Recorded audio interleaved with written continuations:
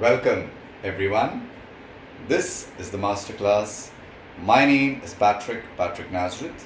I have around 30 years of experience in teaching, and I hope to help dispel your doubts should you have any. Today, we look at the chapter The Tiger King, written by the author Kalki. Kalki was the name under which Ramakrishnan Krishnamurti wrote his novels and plays, involved in a very big way in the freedom struggle. He took the pen name Kalki to use as a symbol of hope, a symbol of renewal, the victory of good over evil, just like Vishnu is supposed to do in his avatar that he will take as Kalki. He was born in the year 1899 and he died in the year 1954. He was a pioneer of the modern Tamil literature that is written, and he had a very great influence on the journalism of that time as well. If you have seen the movie Ponniyin Selvan, it is based on his novel. Ponni is the name of the river Kaveri in Tamil. There is a biography written on him where he is called the son of Ponni. We are told from the very beginning why the story is so named. We are informed about the death and life of the Tiger King. We are told he is already passed away. Why is he named the Tiger King? When the king was born, an astrologer predicted the unthinkable. He said that the king would die. At this, a miracle happened. The child himself, remember, he was a small baby of 10 days, started to speak and spoke very intelligently. He said, "Everybody who comes into this world has to die. If I am to die, so be it. But tell me what would be the manner of my death." And then the astrologer prophesied that the king would die because of a tiger. We are then told about the childhood and upbringing of the future Maharaja. He was given an English education. He was studying English, seeing English movies. He was even given the milk of an English cow, which is obviously a humorous dig, but it sometimes did happen. All the states, princely states in India, did try to follow the British. When he turned 20, he took charge of the state. And soon enough, he set out and killed his first tiger. The minute he killed his first tiger, he called over his astrologer and said, "Listen, I have killed the tiger. What is there to be scared of?" So the astrologer told him, "You can go on killing tigers, but the real danger will come when you kill your 100th tiger." This made tiger hunting an obsession of the Maharaja. He issued a proclamation. He banned everyone in his state from hunting tigers. He decided that he would kill 100 of them. He started killing tigers, and there are a lot of dangers associated with them. Sometimes he missed. Sometimes he simply wounded them. The tigers would attack him. They fought, and invariably the king came out on top. He was invincible, or so he thought. At that particular time, a British officer came to the kingdom. This British officer was interested in hunting. He asked permission of the king to arrange a hunt.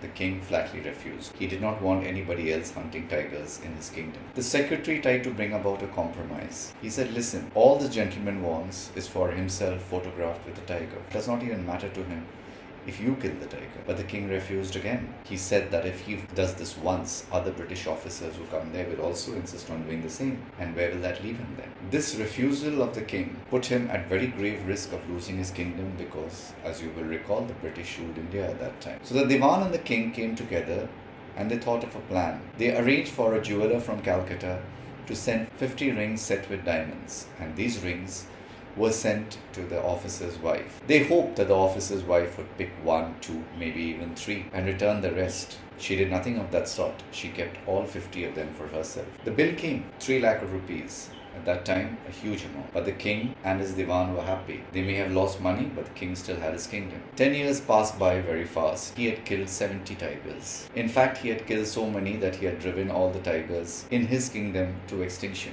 The king decided to get married. He told the diwan to find him a wife, but he had one condition: "Find me a wife where there is a tiger population." Accordingly, a marriage was arranged, and every time the king went to visit his father-in-law, he shot a tiger. Doing so caused his tiger count killed to go up to 99. By then, there were no tigers either in his kingdom or at the place where his wife came from. He did not know what to do, but he knew that he had to kill a tiger. Suddenly, news came from a place in his kingdom saying that there is a tiger here.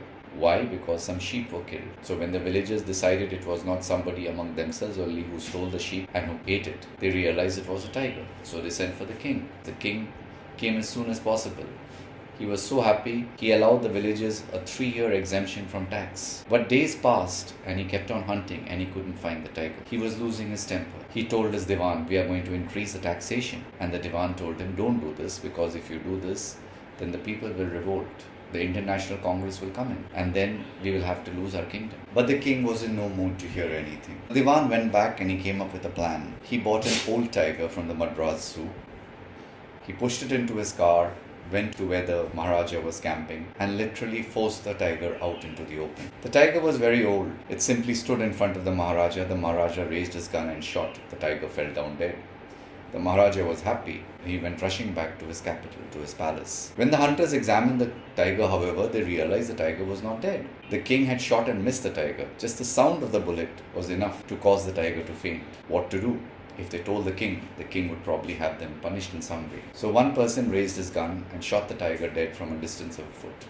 The king was back in his palace. It was his son's 3rd birthday. He went out looking for a gift, came to a place which had a tiger carved out of wood. He liked it, and he asked the shopkeeper how much did it cost. The shopkeeper knew it was very cheap, but if he told that to the king would probably punish him in some way. So he quoted a very high price. And the king was very happy. He said, fine, this then is your gift to the prince. Have it sent to the palace. When the wooden tiger was sent to the palace, the king and his young son were playing with it. And since it was not a very good toy, it was made by a very poor carpenter, there were a lot of splinters on it. One went into the hands of the king. An infection ensued, an infection so bad that the sore spread all over his arm. Doctors were called in. An operation was done. The doctor said it was a success. But the king lay dead on the operating table. Thus, the prophecy of the astrologer was fulfilled. Who are the characters in the Tiger King? Firstly, the Tiger King, the Maharaja himself, a proud man, an obstinate man, and a very superstitious person. The Diwan, his chief minister, who is a practical person, a resourceful person, and who tries to keep the Maharaja from losing his kingdom. The astrologer, a person confident in his predictions and is sure that they will come true. The British officer and his wife, both of them are people who understand that they hold a great deal of power in their hands and are actually corrupt. The villagers, who are very happy that they are able to help the Maharaja out in finding his tiger.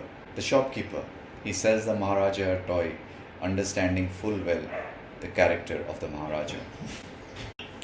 The story is set at a fictional princely state called Pratibandapuram, which was a semi-autonomous state under the British colonial rule, probably in the early 20th century.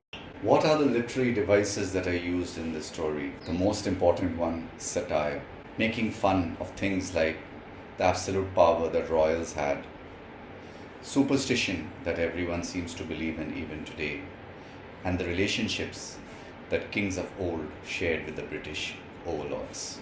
Irony. A person who killed 99 real tigers is ultimately killed by a wooden one. Foreshadowing, where the astrologer predicts accurately what would happen to the king. The humor in these situations is brought up because of the way the author uses it in exaggerated situations. Like he says that the tiger did not get out of the car because it decided to go in for Satyagraha. There is an overarching narrative voice which employs a direct tone, a conversational tone. It addresses us directly and it creates almost a fairy tale-like quality. Then there is hyperbole. What is hyperbole? Where everything is exaggerated. Look at the titles of the king, for example. He is given a long list of titles. The behaviors of everybody. Like when the king decides to get married, he calls the Diwan. The Diwan gets worried. He thinks that the king wants to marry his gun. The king wants to marry a tiger. The king wants to marry the Diwan himself. Why cannot he simply realize that the king wants to marry a woman? Situations are created which emphasizes character traits, like when the king decides to raise taxes or to pardon taxes arbitrarily. Then the symbolism of the tiger. The tiger represents both the king's obsession and his faith. What are the themes that run through the story then? Pride and hubris. What is hubris? Destructive pride. The Maharaja's overconfidence in himself, being able to avoid everything, leads to his downfall, leads to his ultimate death. The power of faith. Despite all the attempts of the Maharaja to escape the manner of his death that had been prophesied, he cannot do so. The exploitation of nature is also hinted upon, where the tigers are killed just to satisfy the whims of a king who can do anything that he wants. The power dynamics, the corruption that existed during the time of British India is also brought out. How the king interacts with a British officer, how his wife takes all the rings. Then the superstition that runs through everything, the belief in prophecies, that shows how people use these prophecies to influence their own behaviors, their own decisions. Finally, the abuse of power, how people in positions of authority misuse their power. Just like the Maharaja, he changes taxes, he changes rules, just so that he can do what he wants. That's the lesson there for you then. I do hope I have been able to help. If I have, please do remember to like, subscribe and share. There might be others who would be needing our help. Thank you so much for watching.